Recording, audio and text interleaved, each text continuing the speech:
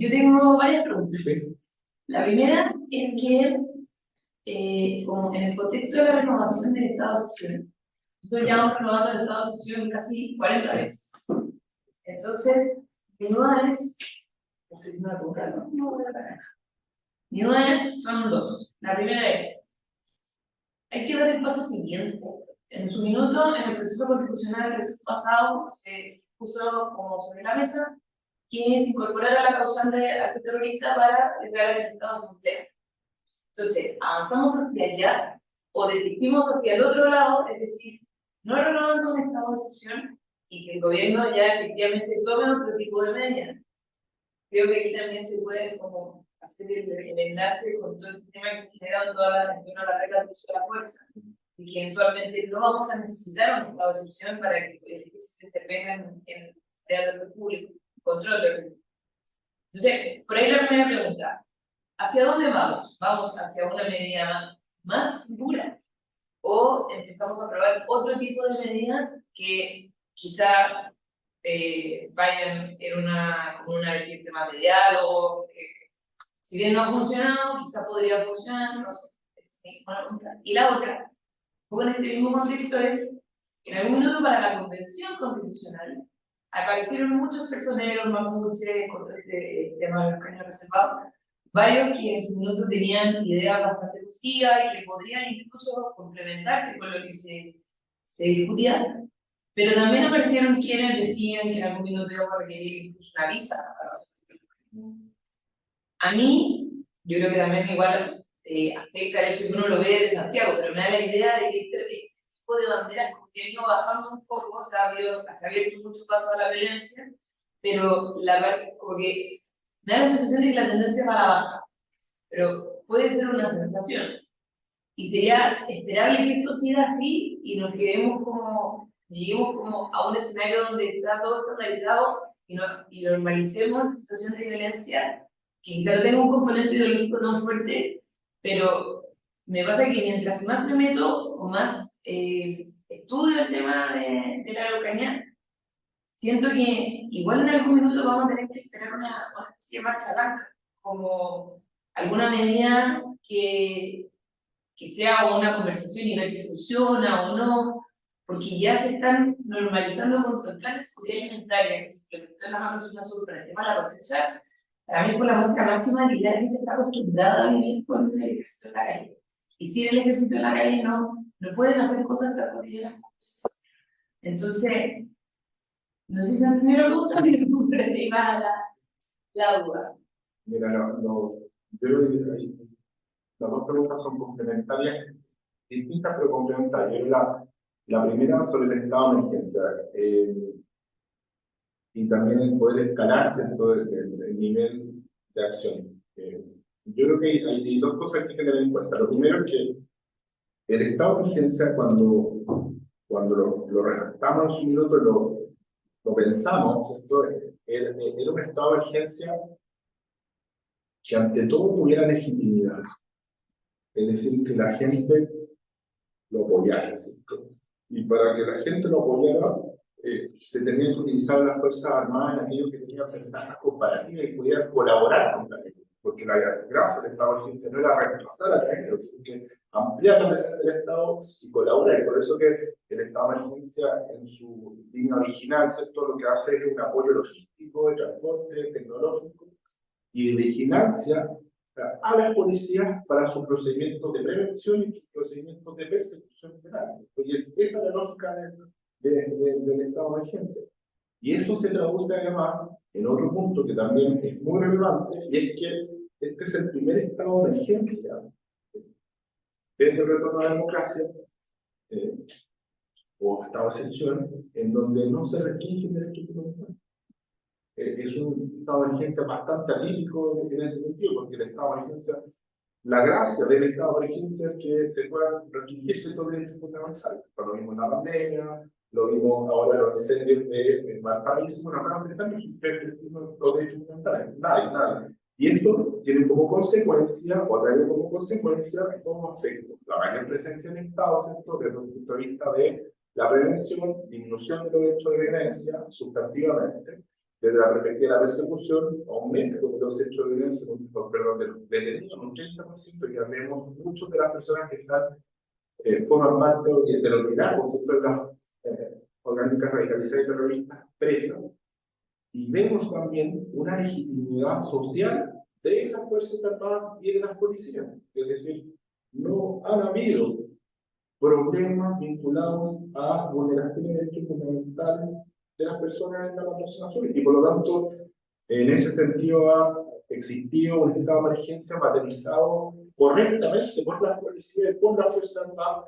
Y esto hace que la última encuesta de la Universidad Católica de Temuco en la macrozona sur diga que el 72% en Cautín quiere que siga el estado de emergencia y el 80% en Mayeco quiere que siga el estado de emergencia. Es decir, una abrumadora mayoría.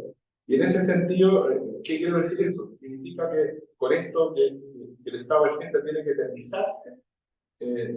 La verdad es que yo creo que la pregunta no es si tiene que eternizarse o no tiene que eternizarse. Yo creo que la pregunta es cómo creamos un mecanismo como Estado que le dé mayor presencia al mismo Estado en los distintos lugares, ¿cierto? Y resguarde los derechos fundamentales. Si esto es un estado de emergencia, si esto es crear una policía especial contra el terrorismo, ¿cierto? Si esto, bueno, en esto me parece que no es una cuestión de principio, sino que hay que verlo en el caso a caso. España desarticuló la ETA sin las Fuerzas Armadas.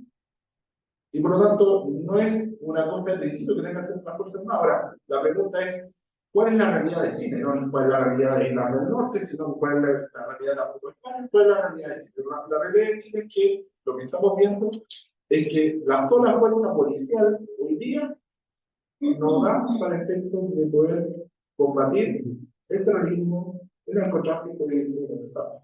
Pensemos que esto ya no solo se está entendiendo desde el punto de vista de la inseguridad más en el sur, sino que además está en Santiago, está en la Macrozona Norte, por lo tanto, lo que hay en la realidad es que tal cual como está la policía no va. Y por lo tanto, el aporte que hace la Fuerza Armada es muy relevante desde el punto de vista del complemento.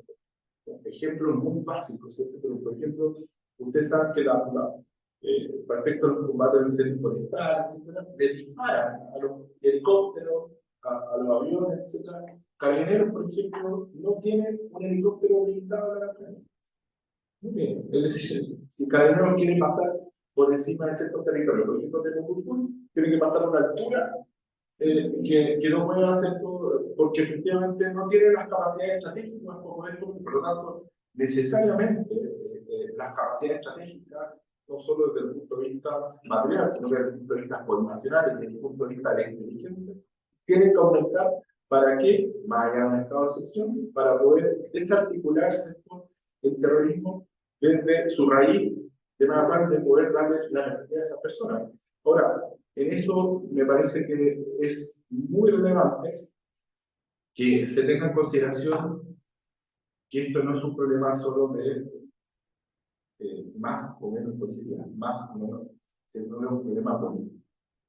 Y por lo tanto se tiene que trabajar en la prevención y en la formación políticamente hablando para efectos de que eso se realice una vez por todas, y por otro lado, también de la legitimidad, ¿cierto? Por eso que yo no estoy de acuerdo con una entrada o ingreso, ¿cierto?, que termine matando, ¿cierto?, a muchas personas, claro, consiguiendo los resultados, pero por un efecto desproporcionado. ¿Y por qué? Porque esto también es parte de la estrategia de la orgánica radicalizada, de la orgánica radicalizada terrorista. Cuando disparan, cuando se enfrentan, muchas veces están cerca de niños, están con adultos mayores o están con mujeres, ¿cierto? Y eso evidentemente lo utilizan. Y lo utilizan porque saben que las Fuerzas Armadas y las Fuerzas de orden de seguridad no pueden enfrentarse de la misma forma. Y por lo tanto, la legitimidad en este proceso me parece que es esencial, ¿cierto? Y en esa perspectiva, evidentemente que el Estado tiene que pensar, no en el día a día, sino que a largo plazo, cómo le da una mayor presencia, ya sea a través de Fuerza Armada o a través de una policía especial, que tenga la legitimidad y que logre, desde un punto de vista integral, desarticular el terrorismo en ese sentido. Sí. No, yo era como lo mismo que la mía.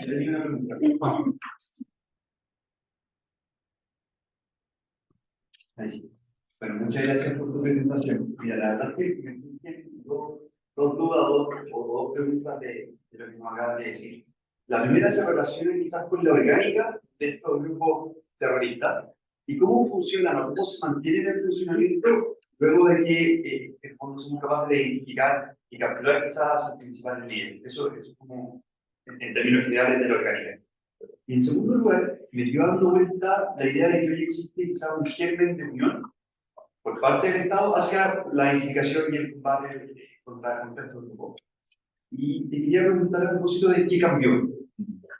¿En qué te sustenta quizás este germen de unión? Pensando en que los hechos de violencia se han mantenido, no hemos conocido quizás hipótesis, no digo hoy que terrible lo que está ocurriendo, ya ocurriendo de años. ¿En qué te sustenta un poco esa unión? Me encantaría decir que esta unión obedece a un cambio de conciencia de toda la clase política en orden a ver la legitimación de la violencia como una clase política como un mal para los derechos fundamentales. Pero eso yo no lo puedo decir. Por eso te digo que es un hecho del desierto que no necesariamente algo que se va a materializar una vez que acaba el gobierno. Esto es lo que cambió también. El sentido de realidad. El sentido de realidad que da el hecho de ir a un lugar que la misma gente le diga a las autoridades que están atentando, que están afectando los derechos fundamentales, que esta comisión de paz y entendimiento, la verdad, que no sirve para absolutamente nada, solucionar el problema raíz vinculado a la crisis de seguridad, cuando va a la lucha interior y latente, cuando habla de presos políticos de la misma Cámara, va en contra del gobierno de turno, ¿cierto? Es decir, hay un sentido de realidad, ¿cierto?, que se choca con la ideología, y cuando la ideología choca con la realidad, ¿cierto?, lo que impera la verdad.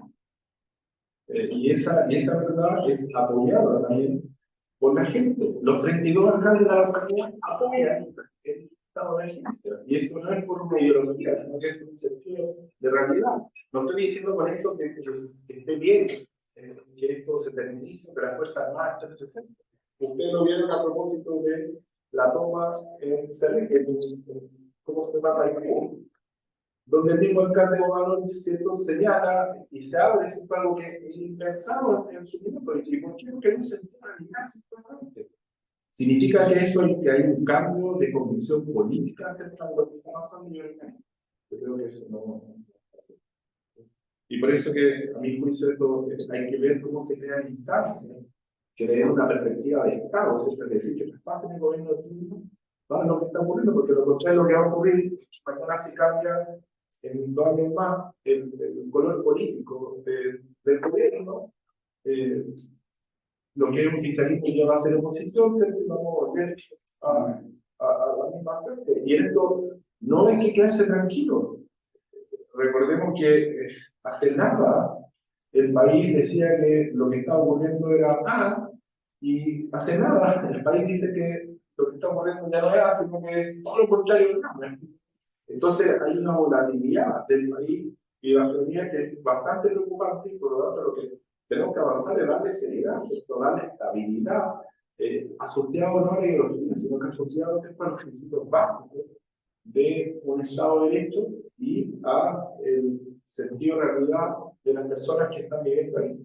Y por otro lado, cuando uno habla de las orgánicas, ¿cierto? Bueno, la orgánica hoy día tienen, uno puede considerar 10 orgánicas radicalizadas en el donde obviamente la más antigua es la coordinadora de Alto México, y tienen, todas tienen una misma raíz, ¿cierto? ¿Cuál es la misma raíz? Y esto no lo digo yo, lo dice el informe de Argentina sobre la defensa entre Mapuche y la CAM. Dice que la CAM es la madre de toda la orgánica radicalizada, por lo tanto, de ahí emana todo lo que dice relación con sus integrantes, su forma de operar, y no solo su integrantes, su forma de operar, sino también su ideología que está presente. Todas son decisiones, de alguna forma, de alguna especie de territorial, y que van también cambiando su fórmula y la van agonizando. Es decir, si uno analiza la CAM, no es la orgánica hoy día más violenta de la macrosubstitución, es una orgánica violenta, pero no es la más violenta.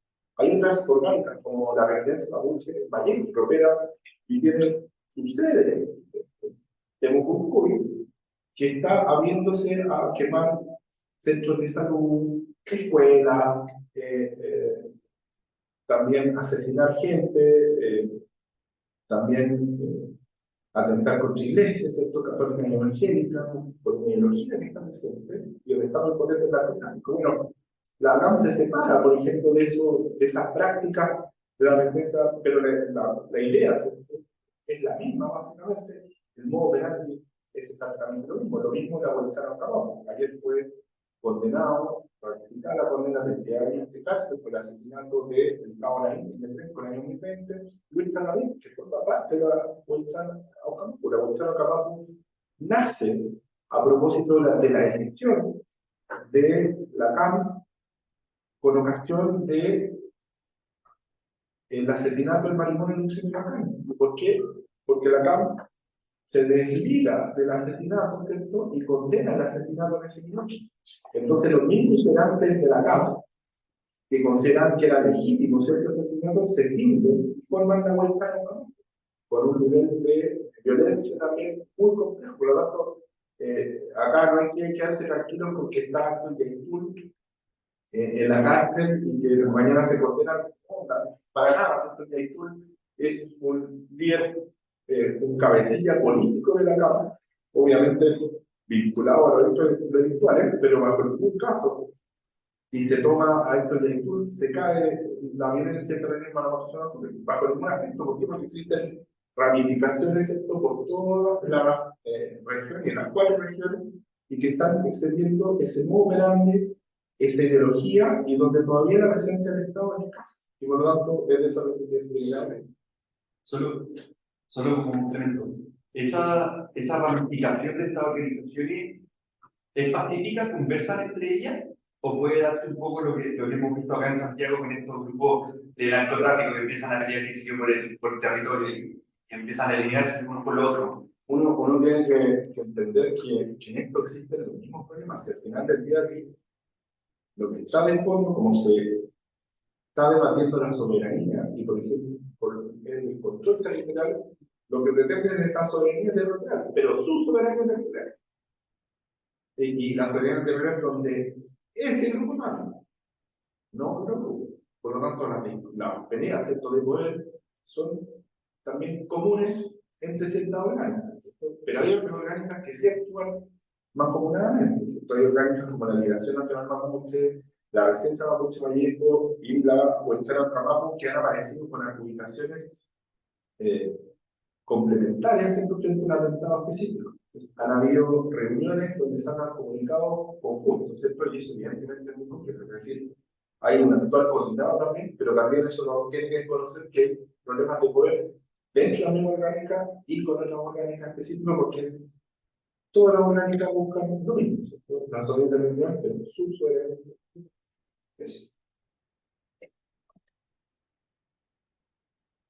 Pablo,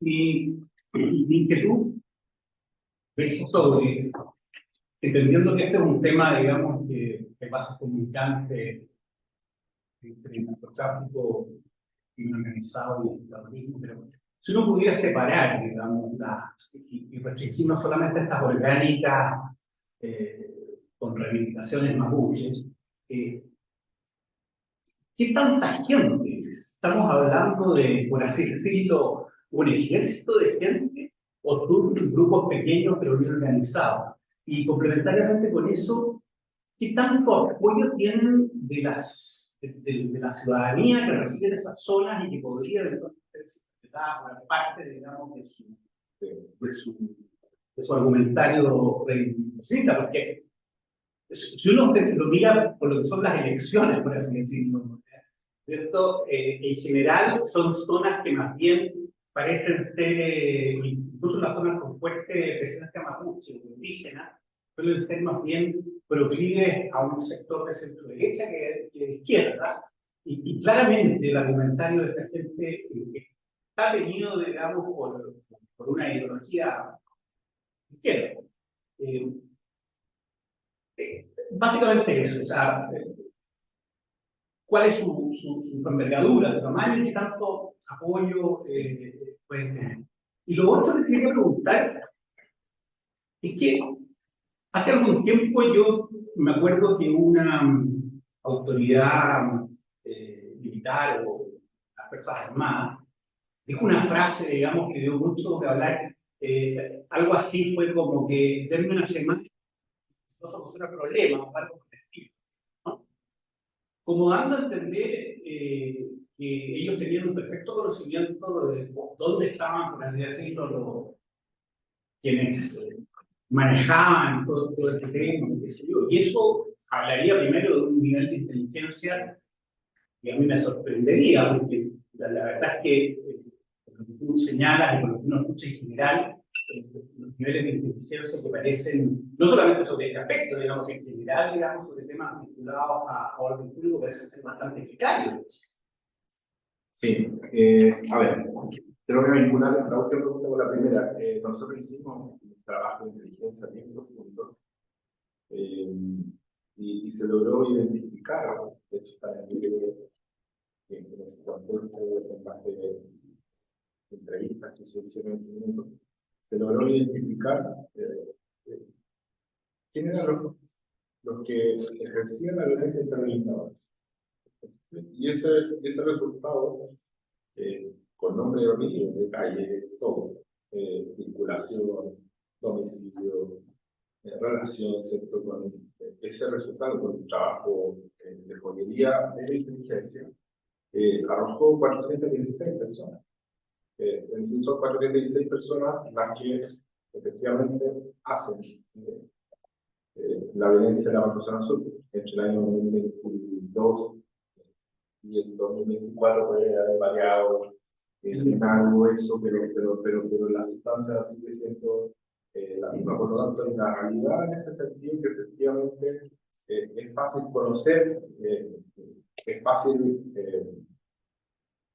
introducir las herramientas necesarias para poder tener mayor posibilidad de conocimiento acerca de eso, pero eso es inteligencia. Y la inteligencia se ocupa de manera preventiva. La inteligencia no se puede ocupar respecto de la persecución penal. Por lo tanto, desde esa perspectiva, evidentemente que el Estado tiene ese conocimiento y que el Estado está funcionando hoy día en ese minuto y que no tengo duda que está profundizando eso. Pero, insisto, esto no es un problema solo de Fuerzas Armadas, ni Carabineros, ¿cierto? Ni tampoco de mayor o menor inteligencia, sino que acá también se necesita un concepto político frente a la realidad que está ocurriendo. Y ese concepto político frente a la realidad que está ocurriendo no existe, sin perjuicio de lo hecho, cada vez vemos más señales de oportunidad de acción en base a ese sentido de realidad, pero que son indispensables para poder avanzar en esa línea. ¿Se resuelve el problema en una semana? Imposible. Los problemas políticos no se resuelven ni en un año, ni en 2 años, imposible. Porque cuando hablamos de resolver, estamos hablando de dar una estabilidad necesaria, con un tiempo necesario, para efectos de que personas tomen conciencia de ese problema que es la violencia del terror. Y eso es a largo plazo. Y no es desde un punto de vista solo de más o menos Fuerza Armada o más o menos inteligencia, sino que también es de formación, es de educación, ¿cierto? Es de ratificación de las señales correctas por parte del Estado. Y me parece que es un de la ley. Por lo tanto, bajo ningún aspecto puede ser de un otro. A lo mejor, en un caso particular, se puede tomar detenido, ¿cierto? A alguien, pero yo insisto, o sea, la atomización del terrorismo de la banda internacional es alta, no es una sola persona, no es un cabecilla, ¿cierto? Que tú lo tomes de índice particular, no, pero está más no solo en Chile, sino también en Argentina. Y cuando tú me preguntas sobre el apoyo, la verdad es que el apoyo, yo diría que cada vez existe menos apoyo. Y menos apoyo porque también el sentido de realidad empezó a imponerse y las orgánicas empezaron a cambiar su modo operandi. Yo diría a todo aquel mapuche que piensa distinto, que condena la violencia como método de acción política, se le es pintado como Yanacona, Yanacona de Mapungura histórico, y por eso le hacen la vida imposible a esta persona y a su familia. Y en ese sentido, lo que tiene como consecuencia cuando le hacen la vida imposible a esa persona y a esa familia es que pierden legitimidad a la orgánica. La orgánica del terrorismo se basa en la legitimidad. Y hoy día, más que apoyo, lo que tienen las personas es miedo, es temor. Las personas no están denunciando, y no están denunciando por dos razones: por miedo a que ellos o su familia terminen asesinados, terminan afectados gravemente, o también porque saben que las denuncias no llevan a ningún parte. Esa es la percepción de las personas, es decir, es una ausencia completa del Estado de Chile, del Estado de Derecho, y por lo tanto, caldo cultivo para que ingrese no solo el terrorismo, el narcotráfico, el crimen organizado, ¿cierto? Y le dé, comillas, protección o mayores oportunidades. Por lo tanto, en ese sentido, evidentemente que se tiene que avanzar sustantivamente, lo contrario, evidentemente va a ser un problema gigante, no solo ahora, sino que en un tiempo.